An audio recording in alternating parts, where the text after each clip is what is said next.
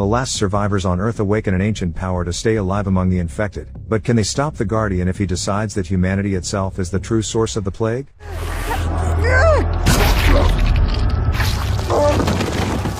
Lithuania, 1673. In a small, isolated village lives a close-knit Jewish community. Hannah, a married woman, has endured devastating grief. 7 years ago, her son Joseph drowned, and ever since, she has refused to have more children. Hoping to prevent another pregnancy, she seeks out the village healer, Perla, asking her to sell a protective potion. Later, she sneaks into the monastery cellar, an area only men are allowed to enter. By tradition, only men can access books and sacred scriptures, but Hannah's curiosity is stronger than any rule. Knowing her interests, her husband Benjamin secretly steals and hides several books, and when he senses her hiding beneath the floorboards, he glances down, letting her know he's aware she's there. Believing that after 7 years of tragedy they are owed 7 years of happiness, Benjamin pushes the beds together and suggests they make love. Before they do, Hannah quietly drinks the potion to avoid any consequences, and takes great care to hide this from her husband. Afterwards, they each return to what brings them comfort. Benjamin plays his violin, while Hannah searches through the scriptures, desperate to answer a single question: why did God allow their son to die? The next morning,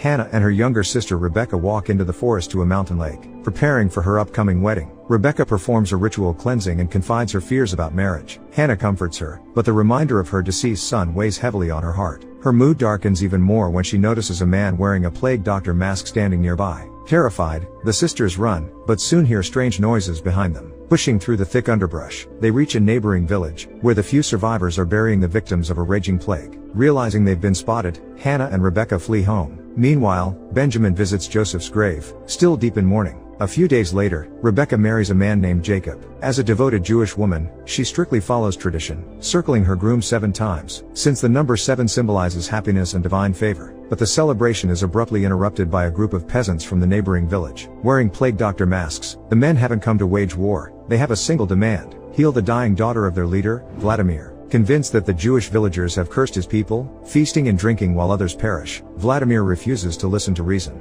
The rabbi tries to explain that their survival is due to isolation, not a blessing or curse, but Vladimir ignores him, shoots a villager in the head, and declares that he is stronger than God, so he will decide who lives and who dies. In a moment of desperation, Rebecca attacks Vladimir, but he punches her in the stomach and orders the villagers to do whatever it takes to save his daughter. If the girl dies, he will burn the entire village to free his people from their curse. Realizing the danger they are all in, Perla steps forward and agrees to help. Before leaving with her, Vladimir gives a final warning: anyone who tries to escape or leave the village will be executed on the spot. To enforce his rule, he leaves several of his followers behind, brutal killers ready to murder anyone in their path, whether man, woman, or child. After the incident, all the men of the village gather in the monastery, where the rabbi calls for prayer and announces 3 days of mourning for the villager killed by Vladimir. Breaking the rules, Hannah bursts into the men's assembly to demand action. She insists they shouldn't pray or beg for mercy, they should fight back with equal force. Knowing the sacred scriptures and the 73 special letters, she claims she can summon a golem to protect them. But the rabbi argues that no ordinary person can wield such power. The magic is far too dangerous and forbidden. Since women have no rights within the community, Hannah is ordered to leave the monastery immediately and stop proposing impossible plans for revenge, plans that could lead to the destruction of the entire village. A little later, Perla begins treating Vladimir's daughter, using whatever herbs, tinctures, and medicines she has on hand. Vladimir repeats his threat: if Perla fails to save the girl, Svetlana, the most precious thing he has, he will burn the village to the ground. That evening, the rabbi gathers a minyan, a group of 10 men whose task is to pray without rest. The villagers believe that such a ritual unites their strength and grants it a kind of mystical power, one that could heal Svetlana and compel the intruders to leave their land. Meanwhile, Hannah learns that Rebecca has taken a turn for the worse and is being cared for by a nurse. When she visits her sister, Hannah realizes the truth. Rebecca lost her baby at the moment Vladimir struck her in the stomach. Worse still, her condition continues to decline, and she will die without a doctor. Yet they cannot leave the village to find one. Consumed by desperation, Hannah decides she can't wait for divine intervention. She must create a weapon capable of protecting her people. Back home, she locks herself in the attic and begins poring over sacred texts and hidden writings. Discovering a secret code that unlocks the path to the holy letters, she uses threads, her own blood, and a piece of her flesh to obtain the forbidden spell. Writing the incantation onto a small scroll, Hannah slips into the remote forest. To complete the ritual, she needs untouched earth, the shape of a human body, and specific symbols. A heated mixture poured in the shape of the Star of David brings the ritual to its climax, until Hannah suddenly grows weak and collapses. When she wakes the next morning, she inspects the ritual site and notices that part of the earth is missing, leaving behind a shallow pit. Not understanding what happened, she is overwhelmed with frustration and hopelessness. Back home, Hannah takes a bath, her mind drifting again to her lost son.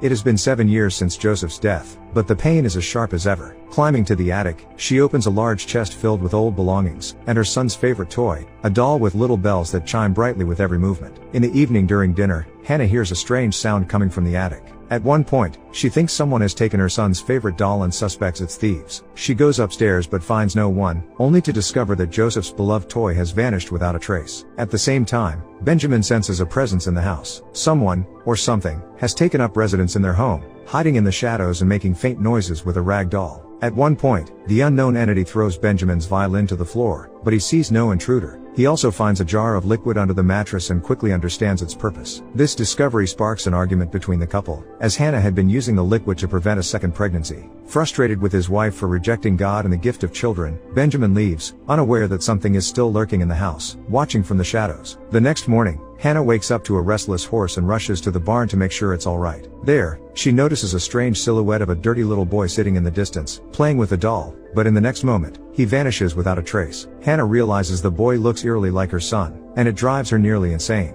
Determined, she decides to return to the forest where the ritual took place, but there she is ambushed by Vladimir's men. 3 men chase and capture Hannah, planning to execute her by hanging. Gasping for breath, she watches as someone attacks the criminals, brutally killing them and tearing their bodies apart. Falling and freeing herself, Hannah realizes it's a golem, a powerful protector taking the form of her deceased son. Treating the golem with the same love she had for Joseph, Hannah brings him home. Fearing the boy's immense power, she temporarily isolates him in the barn to figure out what to do next. Meanwhile, Jacob tells Benjamin he has managed to get a firearm. Armed with a pistol, he wants to go after Rebekah's attackers and avenge the death of the unborn child. Knowing that such a method would be unacceptable, Benjamin asks his friend to wait and come up with a safer, more effective plan. That night, a heavy rain begins, and Hannah shows compassion toward the golem. She invites the boy into the house, offering him a bath to wash off the dirt. As she sees more of Joseph in him, Hannah begins to love the golem, forgetting that he is an artificial protector, a creation of earth, clay, and sand, and in some ways, a monster. Perla visits Hannah and notices the boy, who looks exactly like Joseph. Realizing he is a golem, the healer feels disappointment. She understands that while it possesses immense power, it also carries a dangerous potential for destruction, capable of wiping out all living things. Perla explains that their people are both powerful and mysterious. Their history is so tangled in legends and stories that it's hard to separate truth from myth, but the existence of obedient monsters is one of the most real and terrifying chapters of Jewish lore. Long ago, people summoned a golem just like this one to protect them. At first, it did exactly what they asked, but without emotions, and unable to tell good from evil, it slaughtered the entire community. The rabbi tried to stop the monster by pulling the sacred scroll from its mouth, but a terrified young girl, hoping to kill the golem, approached with a shard of glass. Her movement and the noise sealed the rabbi's fate. Enraged, the golem crushed his skull before escaping. That girl was Perla, and she knows firsthand that trying to create a weapon of protection only leads to even greater destruction. She begs Hannah to abandon her golem before innocent people get hurt. Learning that the golem is immortal and cannot be destroyed, Hannah decides to test it herself. While helping the boy take a bath, she tries to drown him,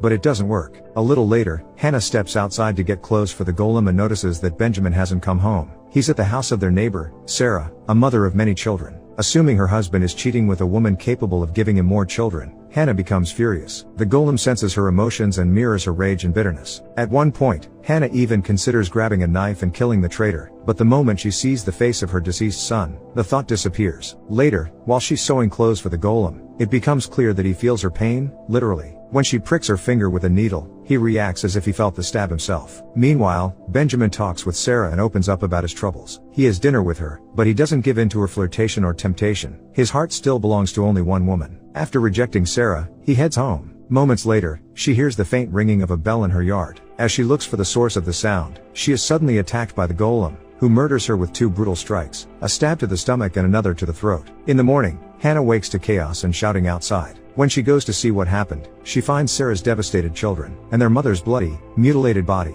Hannah realizes it was the golem's doing, especially when he brings her a gift, Sarah's heart, torn straight from her chest. Benjamin and several other men assume such brutality must have been committed by Vladimir's followers, so they decide to strike back. Believing the only way to drive the enemy out is by force, they turn to Jacob, who has a firearm. The rabbi senses what his son and the other villagers are planning and pleads with them to stop. But despite the leader's warning, the 4 friends decide to avenge the cruel murder of a defenseless mother. The 4 Jewish men confront the peasants and try to force them to leave, but the peasants reject their demands. When Jacob raises his gun to shoot one of them, the group attacks both him and Benjamin. Stronger and more numerous, the attackers beat them badly. Benjamin is the only one who manages to fight back. Disarming one of his assailants, he grabs the gun and kills the peasant who was about to crush Jacob with a massive stone. It feels like a small victory, but only for a moment. Vladimir suddenly shoots Jacob in the back, killing him. Benjamin, unable to reload the weapon and lacking experience with firearms, is powerless to fight back or take revenge. One of the peasants from the neighboring village attacks Benjamin, trying to strangle him, but suddenly the man's head explodes. Vladimir realizes that this is the work of the boy with black eyes and understands, this is a powerful evil, capable of destroying all life. Attempting to kill the golem, Vladimir fires at it several times, but to no effect. Hannah feels the pain of the shots, yet it doesn't seriously harm either her or the golem.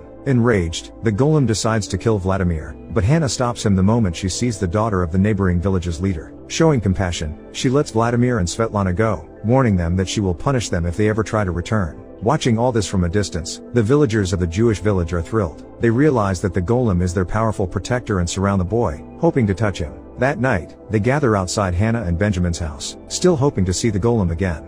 Benjamin regards the boy with suspicion and distrust, but stays silent out of fear of his power. Seeing Hannah trying to obey her husband, the golem stabs himself in the leg with a knife so she can feel the same pain he does. A little later, Benjamin decides to play the violin for the golem and notices that the music completely enchants him, making him more obedient and controllable. That night, the couple puts the boy to bed as if he were their own son. Hannah even kisses the golem on the forehead to ensure he sleeps soundly. Once back in their bedroom, Hannah and Benjamin reconcile and make love without any protective potion. Meanwhile, Perla sneaks into their home and climbs to the attic with one goal, to kill the golem. Using ancient spells, she tries to dominate the boy to extract a scroll from his mouth, but the golem resists. Hours later, Benjamin wakes to find blood dripping from the ceiling onto his pillow. Going up to the attic, he discovers an old chest, and instead of his son's belongings, he finds Perla's bloodied corpse inside. Terrified, Benjamin begs his wife to come to her senses and flee. She hasn't created a protector, she's created a demon, one without human feelings or emotions. He feels no regret or remorse, and he will kill anyone who threatens him or Hannah.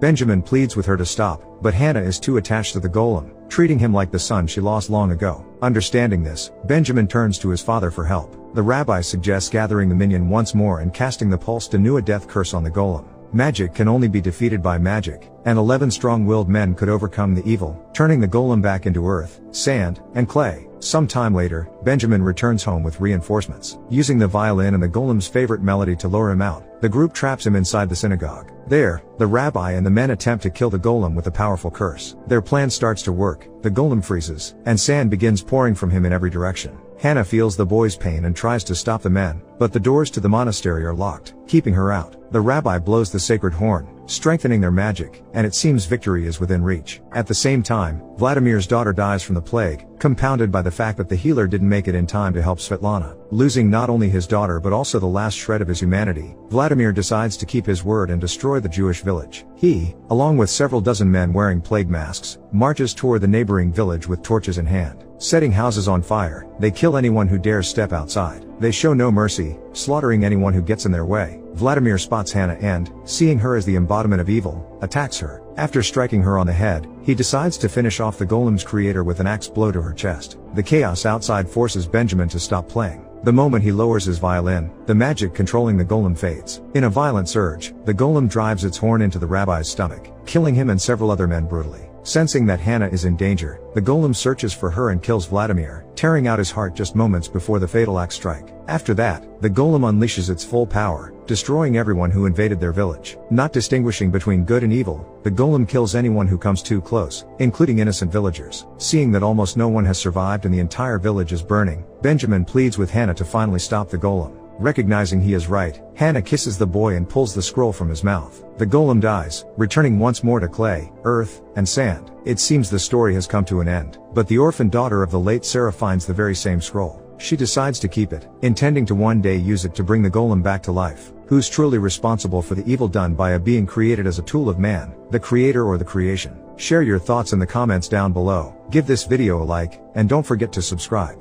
See you in the next one.